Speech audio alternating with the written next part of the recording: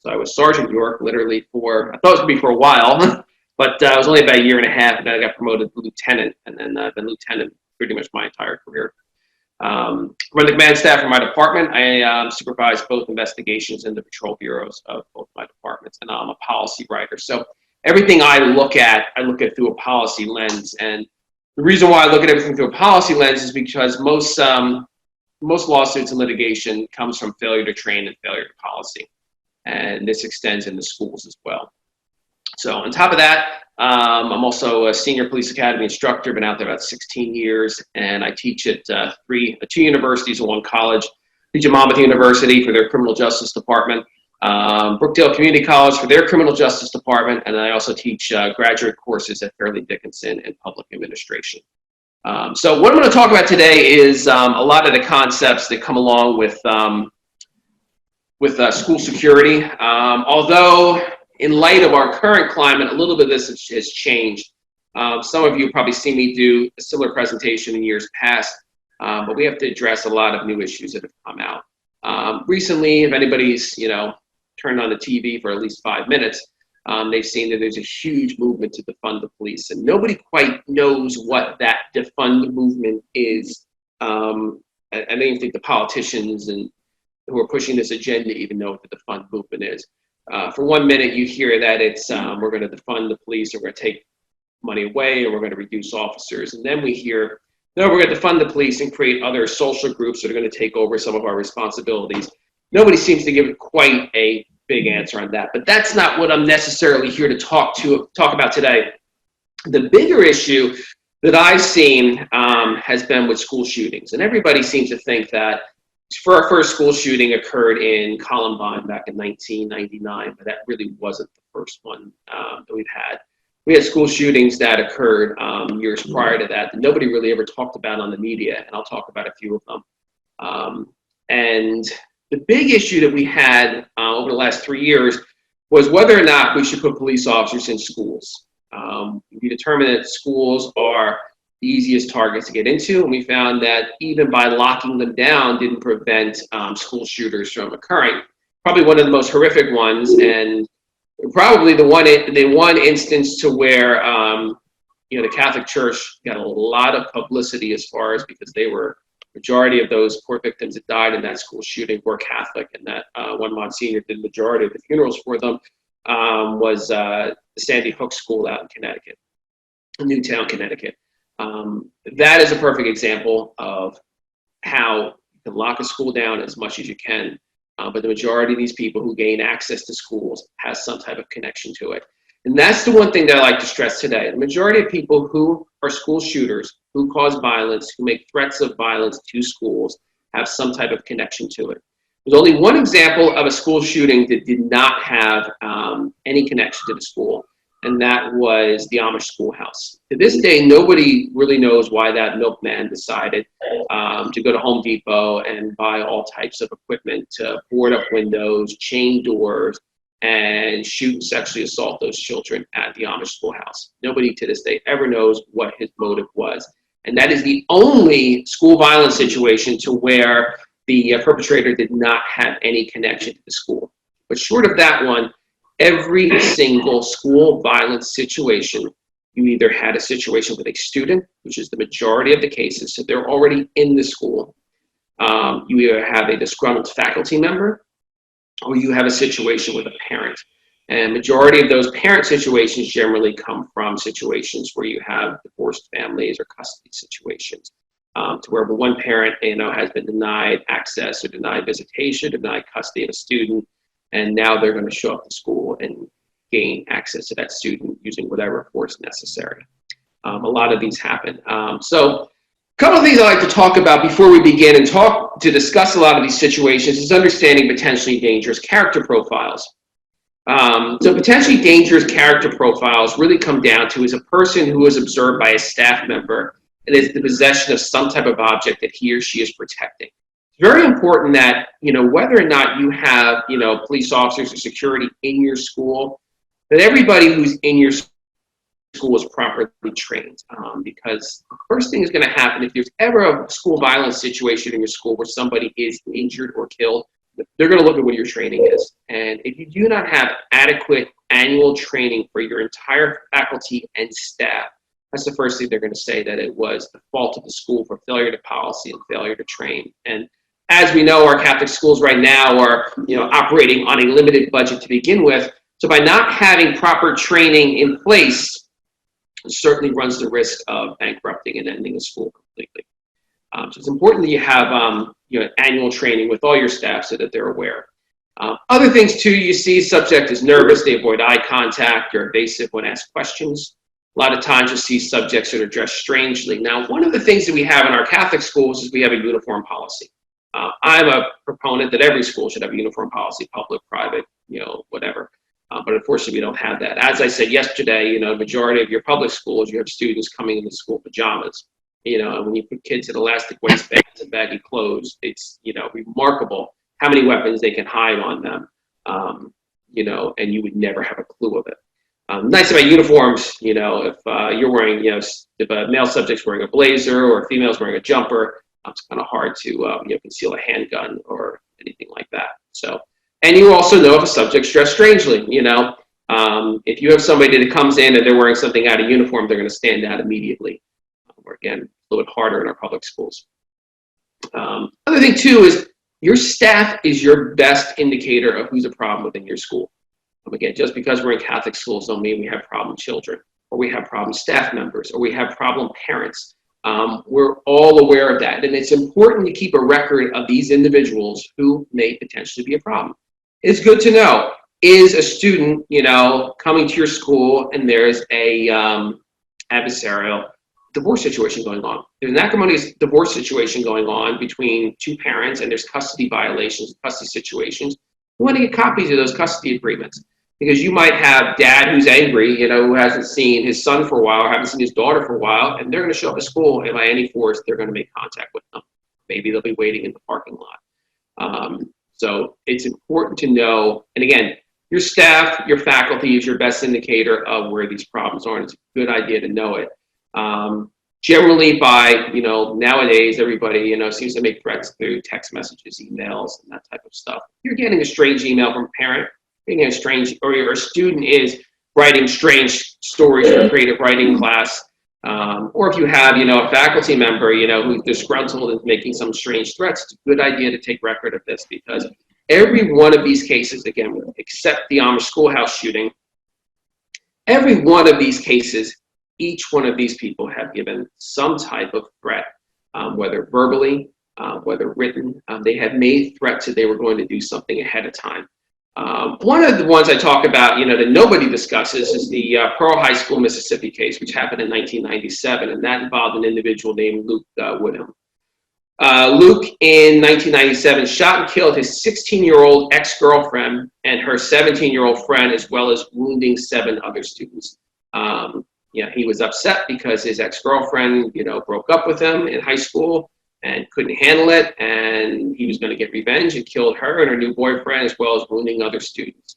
He's a perfect example of a student prior to this was so upset and had made several statements to friends, even teachers, that he had a lot of killing to do to make to right this situation where he felt wrong. Another situation, Jonesboro, Arkansas, which is the case to this day that I find is the most remarkable. And 2 young cousins were arrested after a deadly ambush outside a middle school. Their ages 11 and 13, and they literally killed their grandfather prior to school so they could get access to the guns. This is 11 and 13-year-olds. So what is that? 5th grade, 7th grade, somewhere around then. Now, what they did was something slightly different. They knew if they came to school late that they were not going to get to the building. So they killed their grandfather, stole his weapons, and drove his van to school, realized they can't get to the school because the school's locked down. So what did they do? They took the van and rammed it through the door and pulled the fire alarm. Now, why did they pull the fire alarm? Because what's the easiest way to get people out of a safe environment? Fire drill. We have trained people for years on fire drills all the time. Anybody know the last time students were killed in a school fire? Exactly. Nobody does. Because what are schools built out of? Block. The safest environments to be in. They're So if you get a fire in there, it's not going to spread because they're built out of concrete block. Nobody builds wooden schoolhouses anymore. But yet we religiously train on fire drills. So the minute, somebody hits a pull station and the fire alarm goes off, you're conditioned to go outside. What's the easiest way to get students outside? Pull the fire alarm, and then you have people waiting out there to kill them. And that's what happened in Jonesboro, Arkansas. There's a huge movement now as a result of that. I mean, we're looking at it now 22 years later, for bomb threats. When we used to have payphones in schools, one of the most common things that we would get, especially on a nice hot summer day, was one of the students would go over to the payphone, call 911 and say, I have a bomb in the school, and everybody would go outside, you'd search the school, and kids got to sit outside for 2 hours and play out in the sun, and while we're searching the school looking for a bomb. Nowadays, the approach to bomb threats are different, because bomb threats now are coming in to get students out of a locked environment. Because if you have students in a locked environment, we know we can't get into the schools. So what do? Say there's a bomb in the school and get everybody out. But let's look at the situation again. Where do you think students are safer if there was indeed a bomb in the school? Put them outside where there's no protection, and they're really in the blast zone, or keep them in a building built out of concrete block. And if you have an explosion, nobody's going to get hit. The problem is active shooters will call in fake bomb threats to get students out so that they can literally run them over cars, do mass shootings, all of that to get them out of that safe environment. So these are all things that people think about, and it's hard to change our mindset on, well, why wouldn't we leave for a bomb threat? Why wouldn't we leave for a fire drill? Again, these are situations to where we use to get people out of the schools. Other things that come out of it too, when we talk about the whole defund the police movement, is having police officers in schools. Now, one of the things since we've added police officers into schools, we have had no school shootings since then, because nobody really knows which schools have officers in them, and police officers there, they know if we're going to go and shoot out of school, they're going to take them out ahead of time. Unfortunately, some of the situations with the media is purporting that, especially LA put out a statement about 2 weeks ago. I was listening to BBC Radio, how they had a landmark win by removing all the police officers from the LA Public School District, because the police officers were infringing on the civil rights of the students because they were being searched through metal detectors and they couldn't bring guns and drugs into school.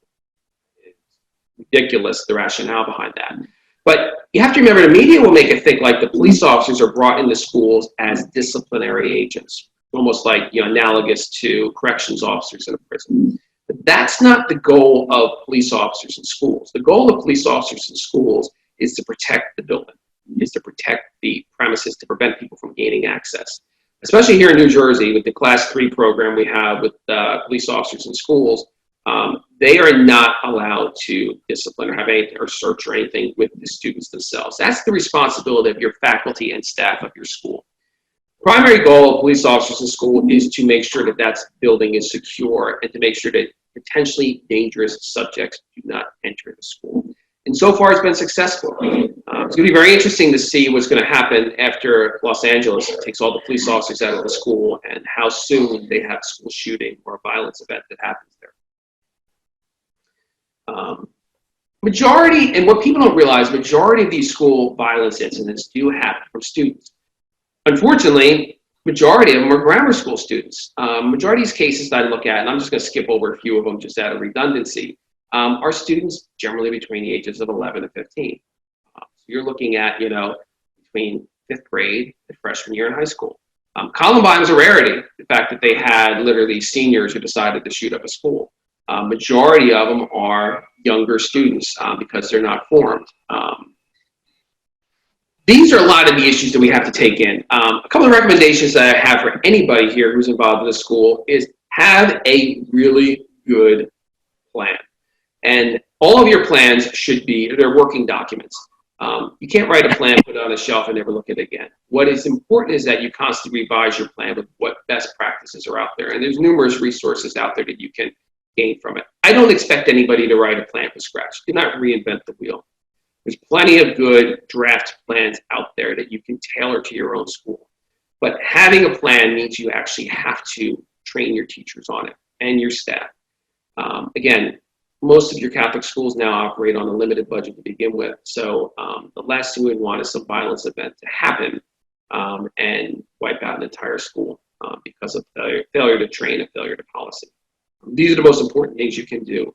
But it's important never to look at an incident and think, well, maybe am I overreacting? Better to investigate an incident and find out that there's nothing there than to actually look at an incident and say, maybe I probably should have done something. The one thing about students, especially now, most of them are almost slightly narcissistic to where they post everything on social media. It's important. I recommend that every school create literally social media accounts and watch what your students post on social media. Watch what they post on Instagram. Watch what they post on Facebook. I'm not saying you have to friend them and follow them, but watch what they post. Because majority of the incidents that we have found, even especially, with suicide incidents, and we've had several suicide incidents that have happened with students in our schools as well, they have put threats and they have put comments out on social media ahead of time. It's important. Not only is our responsibility to educate our students appropriately, but we also have an obligation to keep our students safe.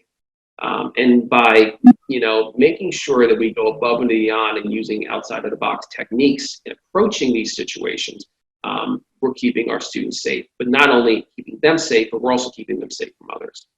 Because again, every one of you can probably think of students, parents, faculty, all types of people who have probably been slightly off that you worry about.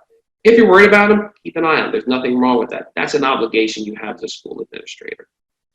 So at that point, it's just a brief overview. I'd like to open up to any questions that you might have. Yes, Brother Owen. You have to turn your microphone on. I can't hear you.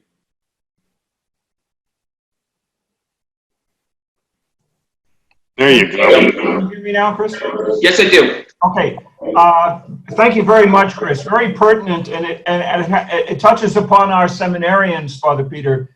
I'm going to hold up here to show you when the students come to St. Anthony's has a very, very extensive security team in place and plan and very serious people. And that was the first thing, Chris, that I got from your talk. We took, and the school took the very serious professional people doing the retired FBI and different types of people.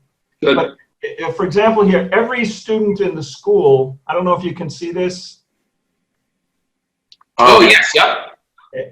And we got one. As a matter of fact, Father Peter, the seminarians had their picture, their name, and faculty. They were faculty members. Good. But every single member of the school body has to wear one of these every day. And you'll be stopped in the school if you don't have it. And but let me tell you what happened because the seminarians were involved. We got out to the school in October one day, and there was an extensive police presence in the building. Everyone was being searched going in because of an incident that took place on Facebook. One of the students at St. Anthony's was playing a chat room game. What that is, I have no idea.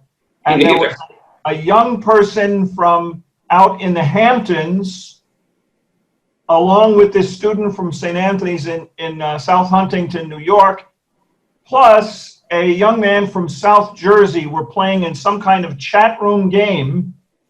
And the young man from Jersey won the game. The young man from the Hamptons became so infuriated because he knew one of the players was from St. Anthony's, and he thought the player from St. Anthony's was colluding in the victory of the boy from Jersey. I mean, it's crazy. What he did was post on the website that the boy from Jersey was going to come to St. Anthony's High School with a bomb the very next day. Somebody picked it up on the web and contacted the FBI. Somebody from, so the school got notified, the police got notified, they took no chances whatsoever. They had an enormous presence. Every bag was searched, including the seminarians who arrived. So when we arrived there, we had no idea what was going to take place.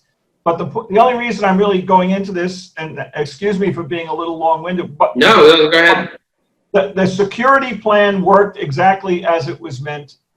You know, Yeah. it engaged the local police. They had a searching. They did everything, and they just weren't sure. Now, the young man in Jersey was arrested. The FBI came to his house because he was making a threat over the internet to blow up a school. And so it was a firsthand experience for all of us of how, you know, you would handle a lockdown situation. And I think there were about 25 police there searching bags, plus our security people. And the other thing I spoke to one of the security men at St. Anthony's, and he said, this day and age, they don't think of negotiating whatsoever with anyone who comes into the school to do bad stuff. Right? There's no negotiation at all. At that point, when we go in for an active shooter situation, because of how much damage can be done in such a short period of time, our primary goal is to go in there and stop the shooting at any cost. Yeah, I was sort of stunned by that, but it was the whole situation worked, if I may use that. The plan worked, and it was roundly supported by the parents. I thought that the best effect, Chris, was the parents were universally ecstatic that we had this plan in place, carried it out, and kept everybody up to date, reporting what had happened, and I think it strengthened the authority of the school in very significant ways, and the confidence that the parents had in the school. Yeah, and that's exactly it. And having the plan and being able to actually implement it when needed is extremely important, and that's a great example. One of the other things too, and I'm glad you brought up about the ID system. It's funny because, dealing with, private and public schools, for some reason the private schools have no issues at all issuing IDs and making their students wear IDs. Public schools, for some reason, it's been the hardest thing that I've been trying to implement, and they seem to have the most kickback possible on it. One other thing I recommend too, and I'm glad you brought up the issue with the bomb threat. Here in New Jersey, the Department of Education recommends not only having tags for the students, but also requiring that any bags that are brought into school also have an ID tag on them as well. And the reason why that's now falling under the best practices is because in situations where you have bomb threats, where you have bags out, because again, students bring backpacks, whether it's sporting equipment, bags, all of that, and they leave in locker rooms. It's important to have tags on them, one, so we can identify whose bag belongs to it, and two, obviously, if somebody's going to put a bomb in a bag, they're not going to have an ID attached to it. So the one bag you have while searching a building that does not have a tag on it is most likely a bag that's out of place that could, in turn, have some type of explosive device in it. So the new best practice recommended is any bags being brought into school also require to be tagged with an ID. And if they don't have a tag on it, they're not allowed to be brought in the building. That would go for sports equipment bags, regular backpacks, all of it, because it's easily identifiable. So that's a recommendation too, maybe to think about when you do your ID system, that I recommend as well. So a little short story how I got involved in this would have been 2004.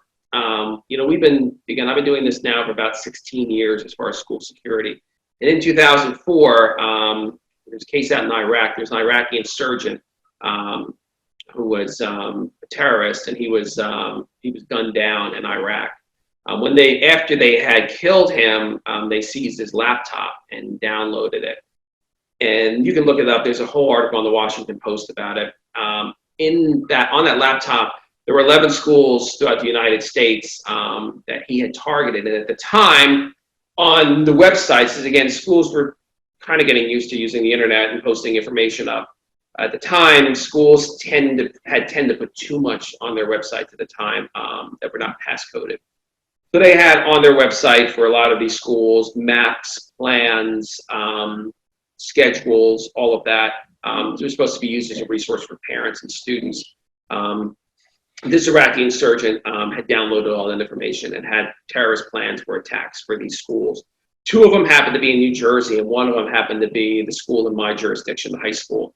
So at the time, New Jersey did not have a requirement for plans, and matter of fact, New Jersey only had a requirement for emergency operation plans as of 2010. So we were 6 years ahead of the curve. I was tasked, very quickly with writing all these plans, to which I really had no training in school security at all. So I took basically a crash course of school security, and spent a good half of that year writing policies and training. And then my policies got used by other departments and schools in the states. And policies that I initially had written were used as the template for the original school security plans that went out pretty much nationwide. So that was my whole way of getting involved in this. And we have implemented our lockdown plan. We've had situations where, boyfriend, girlfriend break up, and the boyfriend wants to come shoot up the school. We've had several threats like that. We've implemented our plan. That's generally where the majority of these threats come from. They're internal. The idea that an external force is going to come in and shoot up your school is very rare. The Amish schoolhouse shooting is the only one to this date where that happened. This is why the whole situation with Los Angeles concerns me so much, because now you're taking the police officers out of school in Los Angeles. Every single person there knows it. All your students know it. All your crazy parents know it. And if you have somebody who is upset, that is going to be a right situation for it to happen. And unfortunately, by looking at the agendas of a lot of these politicians who are looking at jeopardizing the safety of children to push a political agenda is. So I'm glad you brought that up. Great question. Anything else? Just to underscore a couple of Chris's points, thankfully, I'm aware of only one case of a Catholic school involved with this, and that was in South Carolina last year. Thankfully, it didn't go anywhere, but simply because it hasn't happened with us doesn't mean it can't. And all you need is a kid that gets expelled for whatever reason and comes back to wreak havoc in a mode of revenge. But also, obviously we want to have these plans in place for safeguarding the safety of our children and faculty and all the rest. However, there's another whole motivation, namely, if you don't have this and God forbid something happens, you can rest assured in this very litigious society that we have, you will be sued to the hilt. And the institution will be sued, the administrator will be sued, and so forth. So if the first motivation doesn't move you sufficiently, the other certainly should. And we don't want an institution on lockdown, perpetual lockdown, but at the same time, there are an awful lot of crazy people loose today, and a lot more of them coming out day by day. So it behooves us to take these things to heart. Any other questions for Chris? And the one thing I always make a point, with every one of these presentations I do, and I do several of them over the year. I've been doing this a long time, so I have many different plans. Some that I've written, some that I've obtained. If you don't have a plan in place, your school or your plan is dated, or your one or best practices are. I always encourage every one of you, to shoot me an email, and I can offer my services in any way that I can. I'm not looking to make money off of this. I'm looking to keep our schools safe. So you can shoot me a question, with anything regarding securing your schools, free of charge, with no problem writing back and helping you out, or even giving you some model plans to use if you're looking to recreate one, or implement one for the first time for your school. Anything you need. Okay, anything else? Someone was talking. No?